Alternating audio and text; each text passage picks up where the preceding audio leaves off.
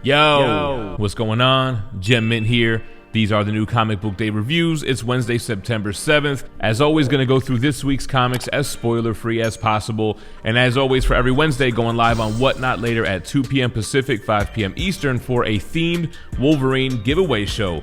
Picked up some dope Wolverine books. Marvel Comics presents Wolverine 2, 3, and 4 from the first miniseries. Couldn't find issue 1.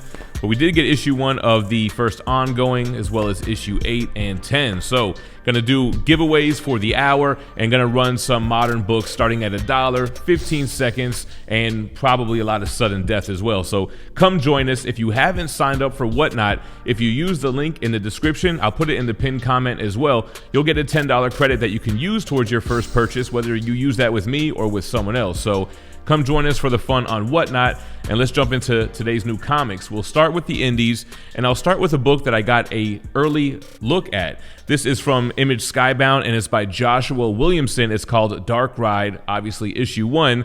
He is joined by Breeson and Lucas, and this is a unique story about a theme park, but it has a horror element to it. It's designed by somebody who was really into horror and had some type of dark, twisted thing happen to them, which adds to the supernatural vibe of this park. So we're following in this person's footsteps and in his children, who are now adults and trying to run this park, and there's this dark force behind it. Like I mentioned, you can see by the cover.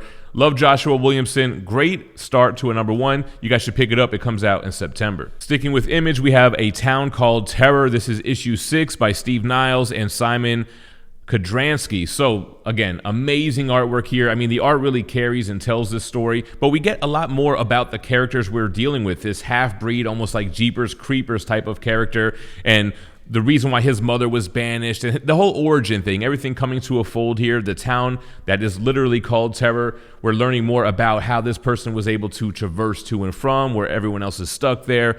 It's been an interesting story, and again, amazing artwork. Basilisk is back with issue 11. Cullen Bunn, joined by Jonas Scharf and Alex Gumares. I didn't know this was still ongoing. I was glad to see it back in strong issue. Another one where we're learning a lot more of the lore. We're learning how these monsters or these people got these powers. Who is the Chimera? Who is the all-powerful being that gave them the power? So we learn a lot about that here. And this one also was like a light dialogue read. It was a lot of just flashing back to those scenes that we saw in the first issue and them coming down from the mountain. Love Cullen Bunn, love Basilisk, glad it's still ongoing. I kind of forgot about it.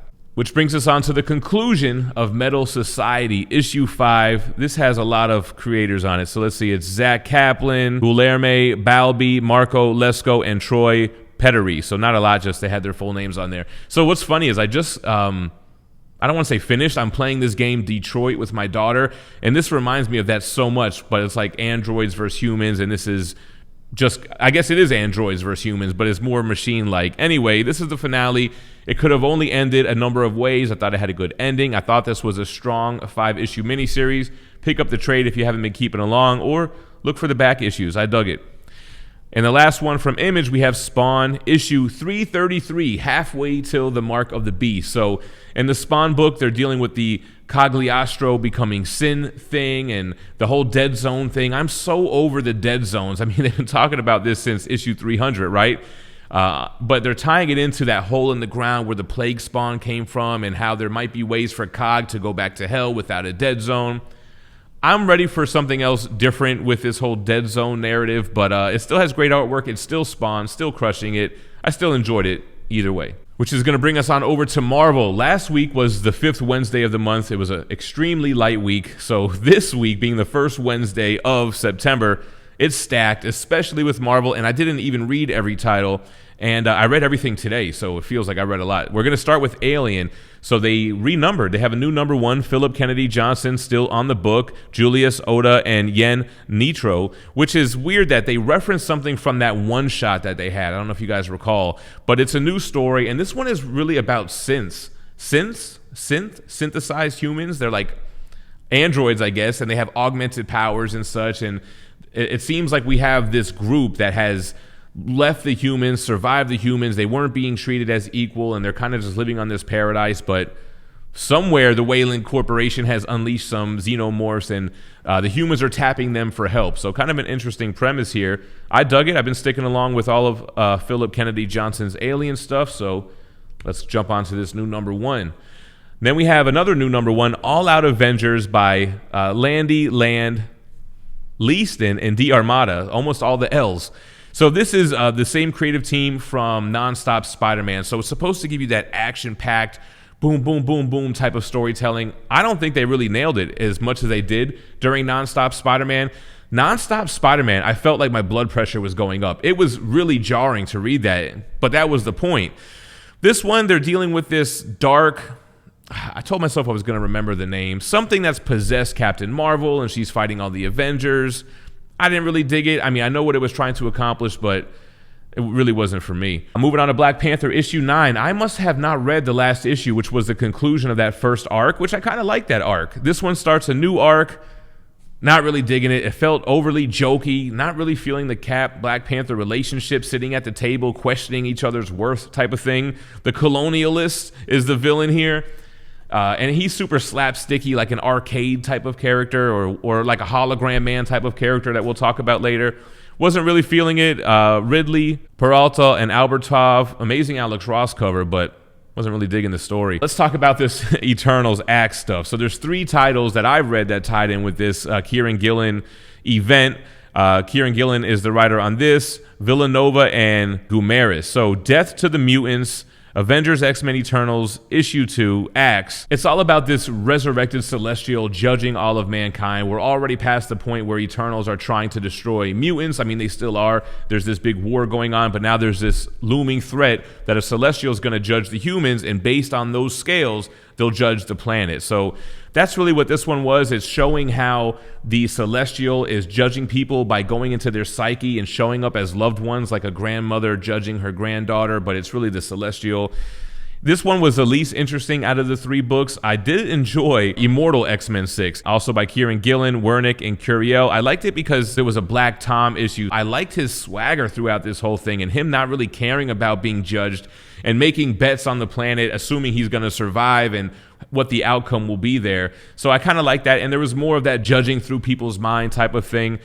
I think Black Tom saved this issue. And then in Wolverine issue 24, we have a tie-in as well. But this one was a little bit different. Benjamin Percy, Vicentini, and D. Armada. I feel like the letters look messed up there.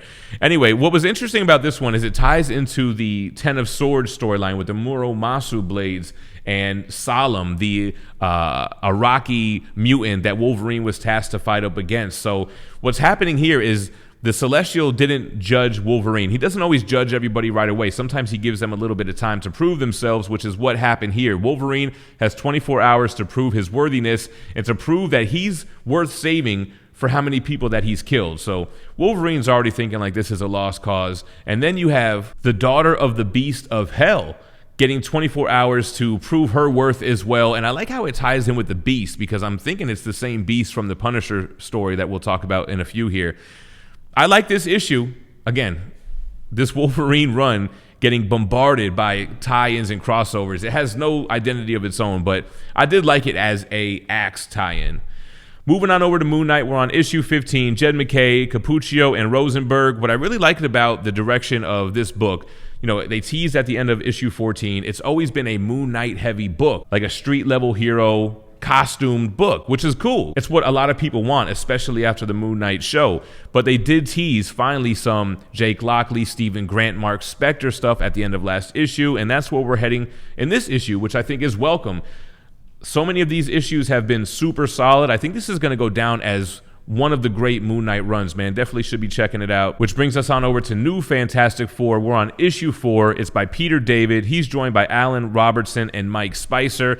At first, I thought I wasn't going to get into this issue. The artwork was a little bit goofy, but I really ended up liking it. I don't want to give too many spoilers away on this one because we do have the return of a team here. Big revelation with the Priest character that wished the New Fantastic Four to come save them in Las Vegas. So we see some of his lineage and how it ties into the supernatural. Great issue. I feel like there's a lot of spoilers if I talk more about this one, but I definitely dug New Fantastic Four. And then, like I mentioned, Punisher, it's out again with number 6. This is Jason Aaron. He's joined by Saez, Azaceta, and Stewart. I really, really like this series. And as I was reading this, I was like, oh man, this might be pick of the week. But it really wasn't. I feel like this issue just went on a little too long. Great battle between Frank Castle and Ares, the god of war. They touch on the whole beast stuff, and we see Punisher manifest these powers, the powers of the beast of hell. And we've seen it in other issues. He gets engulfed in this red flame. Some crazy stuff going on with the hand and the resurrection stuff. Don't really want to spoil it. I did like the issue now that I'm thinking about it, but I felt like it dragged on a little bit too long. Then we have Ghost Rider issue 6, also Benjamin Percy, Peoples, and Valenza. I almost gave this one pick of the week. This is a Wolverine tie-in, and I love this whole operating on Johnny Blaze, trying to get that demon out of his skull that we've been teased since the first issue of this new series. He has this huge scar. At first it was like, was it a lobotomy? And then we see that there's like this demon, like a horror aspect creeping out of it. So that was awesome. And just Wolverine hacking away at these parasites, lighting his blade on fire with alcohol on it. It was a great issue. We're going to end the Marvel stuff with Spider-Man 2099 Exodus. This is the last issue of the Steve Orlando, Fry, and Sanchez Almara miniseries. Now, this one does feature the Goblin 2099, and that's kind of the big thing in this issue. It's Spider-Man of 2099 versus Green Goblin of 2099. But I just felt like, what was the point of this whole miniseries? I was not into it. Miguel O'Hara, Spidey 2099, one of my favorite characters, but this was just kind of like a dull miniseries that didn't really need to happen. All right, we're going to bring us on over to Batman. I mean, DC. The one book that I read that wasn't a Batman book is Dark Crisis on Infinite Earth. So Dark Crisis 4, Joshua Williamson, joined by Semperi and Sanchez. This is the Brave and the Bold reunited. It's the Flash with Green Lantern fighting off Deathstroke and his dark army with these dark chains all around them.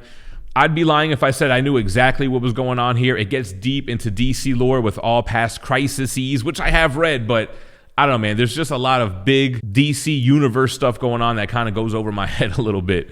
One that won't go over your head is this DC Black Label Batman Dear Detective by Lee Bermejo. This is an $8 book. It's basically a cover gallery. All of Lee Bermejo's covers kind of telling a story. And you have a narrator every few pages or so, which you're led to believe is the Riddler, but there's a little bit of a twist there. If you're into Lee Bermejo oversized art, you might want to pick up this book, but it kind of is a little bit lull on the story there. Then we have Flashpoint Beyond. We are on issue 5 of 6. Jeff Johns, Sheridan, Adams, Hermancio, Janin, Ferraro Jr., and Belair. So this was like an exposition-heavy book. It didn't feel like Jeff Johns at all to me. I think his stuff usually flows, and it's such an easy read, but it makes you think, and it makes you like gasp. But this one was just kind of like a little bit dull, explaining multiverses and the omniverse and how all this stuff works. It really felt like it tied into the Dark Crisis issue from this week as well. But great stuff with Thomas and Martha Wayne, who are Batman and Joker in this twisted universe, and we're seeing who's pulling the strings behind the scenes. We assumed we knew who it was from the first issue, but they threw us for a little bit of a curveball, which I liked. I think after the first half of the book, it kind of flowed a little bit better. But yeah, exposition dump of an issue. Which brings us to Batman Beyond, Neo Year, issue 6, the final one. I picked up the variant. They were all out of cover A. This is by Kellyanne Lansing, joined by Dunbar and Ferraro Jr. So it's the end of this little mini-series with a hope that with a promise that Batman Beyond will return next year. So it felt a lot like Rye from Valiant the whole time, like this alive version of Gotham City, and this hologram man. Wasn't really digging him as a villain, kind of just like a modern age social media type of villain. I don't know. Wasn't really digging it. I didn't hate it. I like the futuristic characters. I like Batman Beyond, Spidey 2099. I feel like it's hard to tell stories with them, man, because you have to create this whole futuristic world with futuristic villains, and it comes off very cliche at times.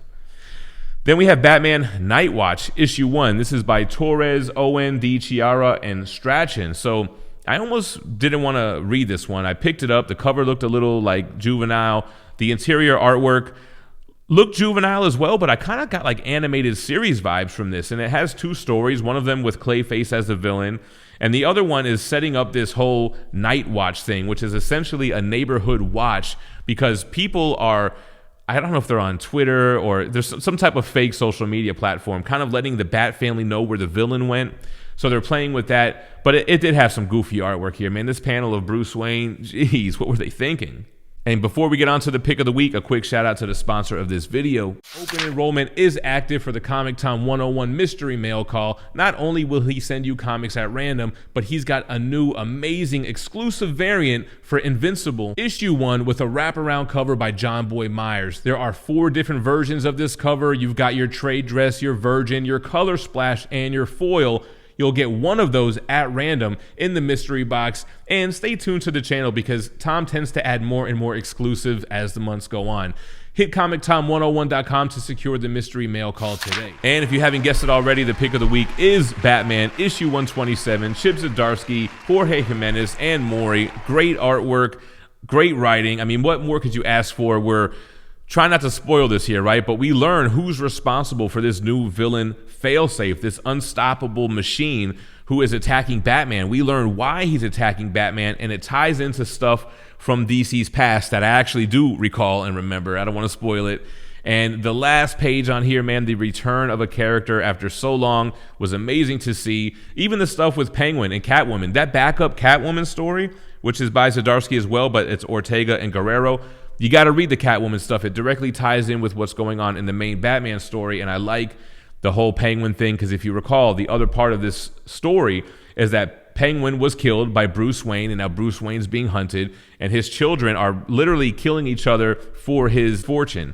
So issue 127, man, I had to give it to it. It was action-packed. The artwork was beautiful. Jorge Jimenez always kills it.